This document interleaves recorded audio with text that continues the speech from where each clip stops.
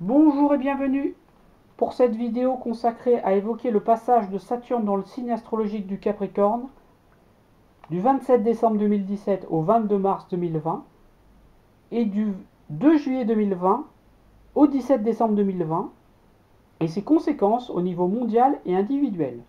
Tous mes calculs sont faits à Paris. L'astrologie permet de relier les événements cosmiques aux événements terrestres. On appelle cela la synchronicité. Saturne est l'astre le plus lent visible à l'œil nu en toutes circonstances. Il renseigne donc sur les lenteurs, les retards. Par analogie, Saturne marque une limite entre le monde visible et le monde invisible. Donc Saturne renseigne sur les frontières, les limites et ce qui sépare. Bien intégré dans un thème astral, Saturne favorise la sagesse, la patience, les travaux de longue haleine. Mal intégré dans un thème astral, Saturne favorise les séparations, les pertes, les frustrations. Saturne fait le tour du zodiaque en un peu plus de 29 ans. Il reste environ 2 années et demie par signe. Au niveau mondial, les 2 dernières fois que Saturne était en Capricorne, donc on le voit sur le tableau, cela s'est produit entre janvier 1959 et janvier 1962, puis entre février 1988 et juin 1988, après Saturne est retourné en Sagittaire pendant un petit moment, et Saturne était en Capricorne, enfin, entre novembre 1988 et février 1991. Donc, les 2 dernières fois que Saturne était en Capricorne, on a remarqué 3 cas de figure bien différents. Premier cas, soit le transit de Saturne en Capricorne peut fractionner des empires multinationaux en États plus petits, plus homogènes sur le plan de la population. On a assisté donc, pendant cette période, à la division de territoire, donc à plusieurs déclarations d'indépendance. Ainsi, lors du premier passage ici, on a eu l'indépendance du Cameroun, de la Côte d'Ivoire, du Sénégal, du Burkina Faso, de la République centrafricaine, du Tchad, du Niger, du Togo, de Madagascar, il y a eu d'autres pays. Donc tous ces pays s'émancipent de l'empire colonial français.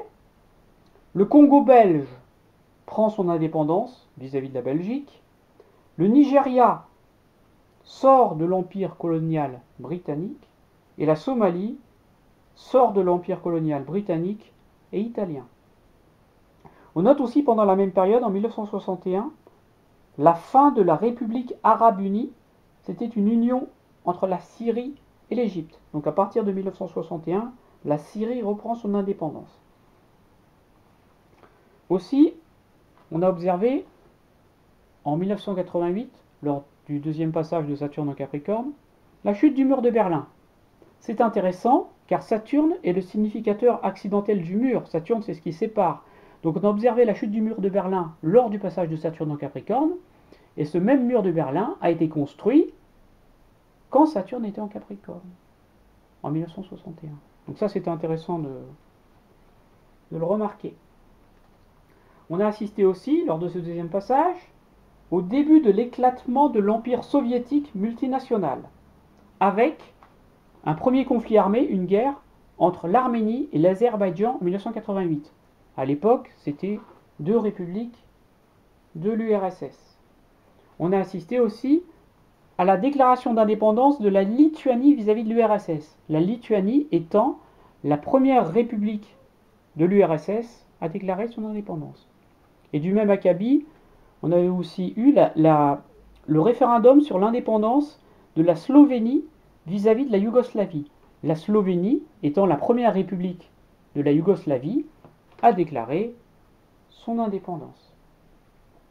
On a aussi assisté à la restructuration du Proche-Orient avec la première guerre du Golfe et l'invasion du Koweït par l'Irak. Cette invasion a provoqué l'intervention des États-Unis. Donc le Proche-Orient passe sous influence directe des États-Unis, avec notamment la construction, l'établissement de bases militaires en Arabie Saoudite.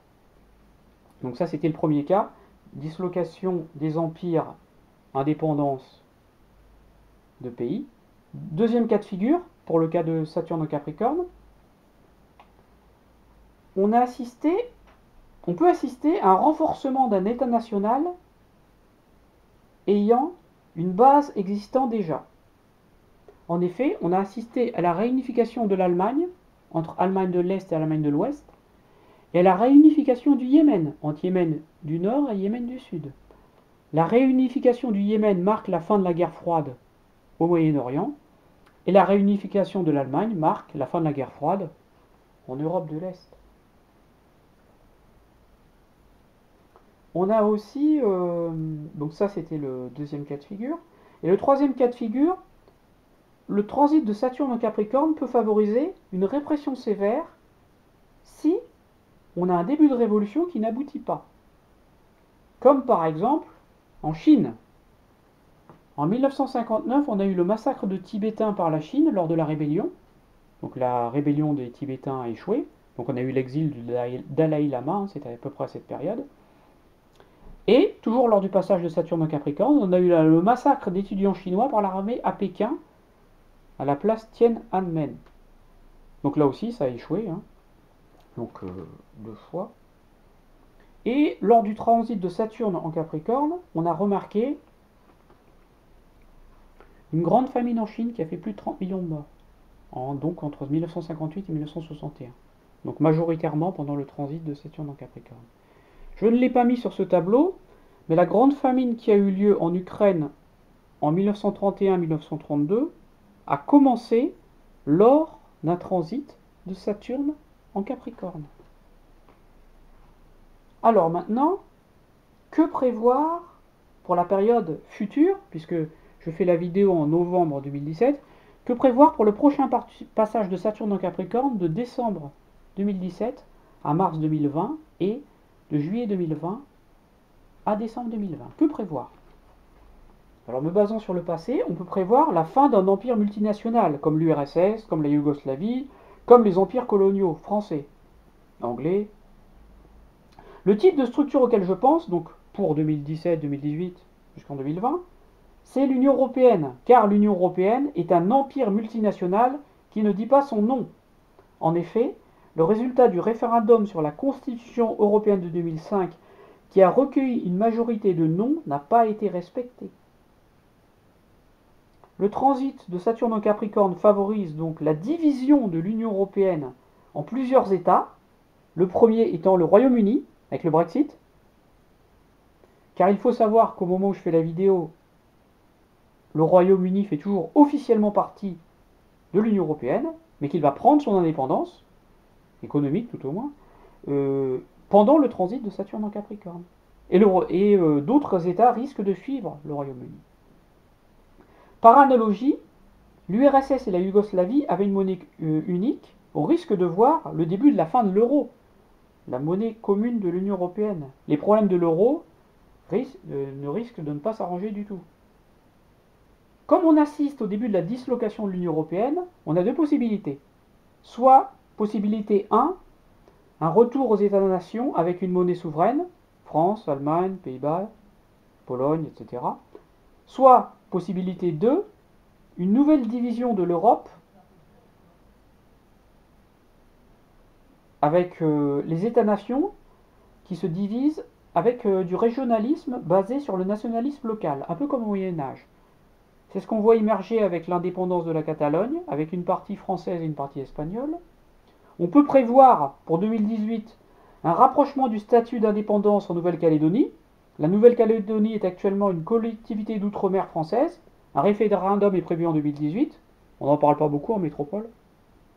Donc on peut prévoir une indépendance. On peut prévoir aussi un rapprochement du statut d'indépendance de l'Italie du Nord.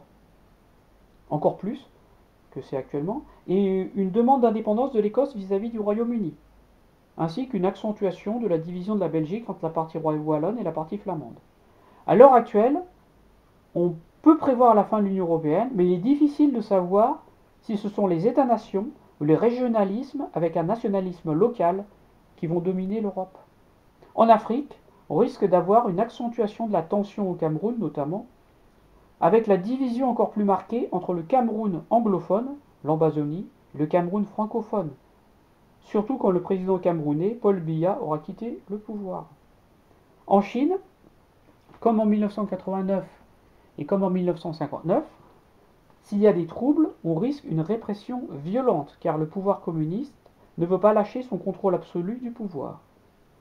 Il y a évidemment aussi un grand risque de famine, de disette, comme en 1960-61 avec la grande famine de Chine, et comme en 1931-1932 avec la grande famine en Ukraine, lors d'un passage de Saturne en Capricorne.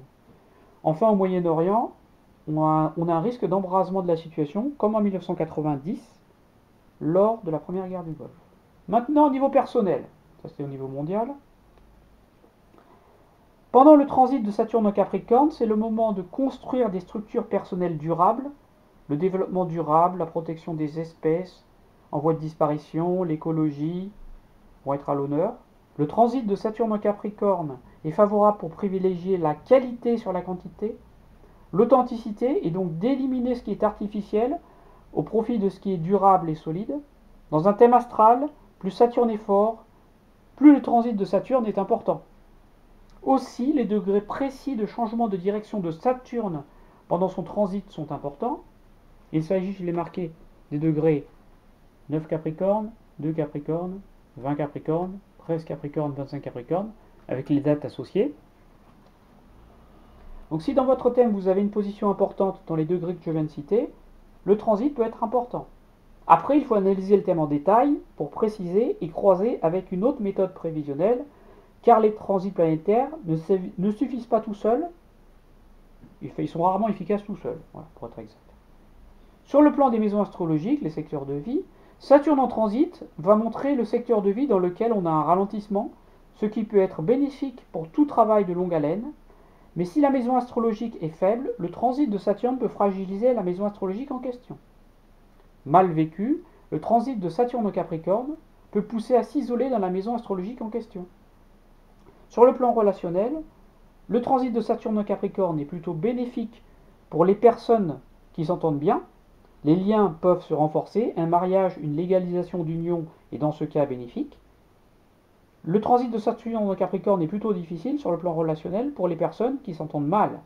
Les divergences risquent de s'amplifier et elles peuvent mener à une séparation. Le transit de Saturne au Capricorne est souvent particulièrement important pour des personnes travaillant dans des milieux saturniens, comme l'archéologie, la recherche, les métiers liés à la montagne, les métiers de l'immobilier, mais aussi la voyance. Car la voyance se situe à la limite entre le visible et l'invisible, comme Saturne, qui est la dernière planète visible à l'œil nu en toutes circonstances. Merci beaucoup de votre écoute.